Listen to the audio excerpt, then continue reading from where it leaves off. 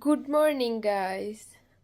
আমরা সকাল সকাল ওদের রেস্টুরেন্টে ব্রেকফাস্ট না করতে গিয়ে বাসায় রুমে অর্ডার করে ফেলছি।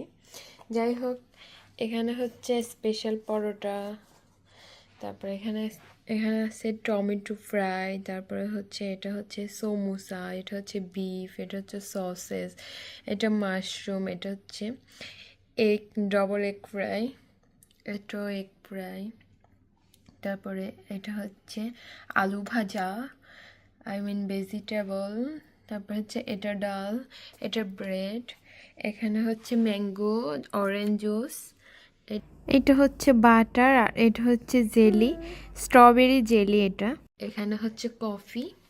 যাই হোক, আমরা রুমে খেয়ে ফেলবো, যদিও এটা আমরা হচ্ছে পেমেন্ট করতে হয়েছে। গাইস, আমরা এখন নীল পানি যাব, রাতারগুল। তো রেডি হয়ে গেছি, ভাবলাম দুপুর যেহেতু হয়ে গেছে তো লাঞ্চ করে নেই, এর জন্য আমরা লাঞ্চটা ওদের এখানে অর্ডার করে নিই। এখানে আছে ভাত, এখানে আছে ডাল মাখানি, সালাদ, ভেটকি মাছ, আর এটা হচ্ছে ভেজিটেবল, এটা ভেটকি মাছ।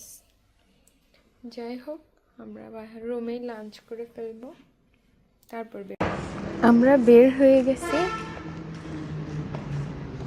এখন গাড়িতে উঠবো,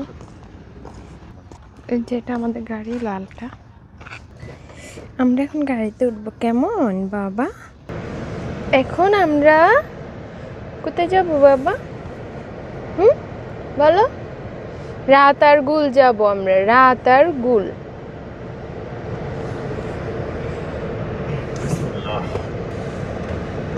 আল্লাহ আল্লাহ, বিসমিল্লাহ, লা ইলাহা ইল্লাল্লাহু মুহাম্মাদুর রাসূলুল্লাহ।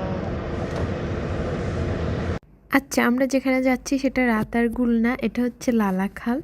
আমার বলতে ভুল হয়েছে। যাই হোক, লালাখাল যাওয়ার এই বাই রোডটা এত যে বাজে ছিল, মানে আমার মনে হয় যে এটা গ্রামের একটা রাস্তা।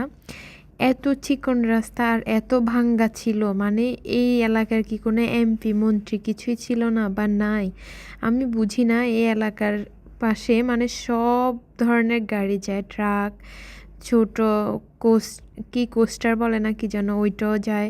তারপরে হচ্ছে সিএনজি, প্রাইভেট কার, মাইক্রোবাস সব যায়, কিন্তু এই রোডটা একটু ঠিক করে না কেন আমি জানি না। কিন্তু এই রোডটা এত বাজে, মানে কি বলবো, খুবই খারাপ লাগছে জার্নি করতে এই রোডে। প্রায় 1.5-2 ঘন্টার জার্নি, খুবই বাজে ছিল, খুবই বাজে। লালাখাল আসতে এই যে গড়ের পরে এখানে ইউটার্ন দিয়ে বামে, ইউটার্ন দাও। এই লালাখাল আসতে যে কত কষ্ট হয়েছে আল্লাহ, এত ভাঙ্গাচুরা রাস্তা, আর হচ্ছে খুঁজেই পাওয়া যাচ্ছে না। এই যে একটা ঘর আছে হাইওয়ে রোডে, হ্যাঁ, এই ঘরের পাশে ইউটার্ন দিয়ে তারপরে এই রোডটা ঢুকতে হবে। এই যে রোড বাজিরে আমরা ফাইনালি লালাখাল আসছি। এখানে আসা যে এত কষ্ট আল্লাহ। এখন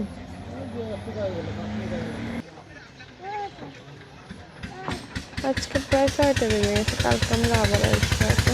মনকে একটা সান্ত্বনা দিয়ে কালকে আসবো বলে বের হয়ে যাই, কিন্তু আমাদের গাড়ির অবস্থা খুবই খারাপ। ওই যে ওই বাই রোডটাতে আসার সময় একদম হাওয়া চলে যায়, তারপর আমরা রাস্তার পাশে এখানে হাওয়া দিয়ে ফেলি। যাই হোক, ভাই রে ভাই, লালাখাল তো ঘুরতে পারি নাই ভালোভাবে, সন্ধ্যা হয়ে গেছিল। কিন্তু আমাদের রুমটা এত সুন্দর করে এখানে 2টা ময়ূর দিয়ে সাজাই রাখছে, ও মাই গড, কি ভালো লাগতেছে। কেন এটা করছে কিছুই জানি না, মানে আমরা তো ওদেরকে কিছু বলিও না, ওরা নিজ থেকে, মানে আমরা ওদের এখানে প্রায় আজকে 4 দিন, আজকে 4 দিনের দিন ওরা এত সুন্দর একটা সারপ্রাইজ দিছে আমাদেরকে।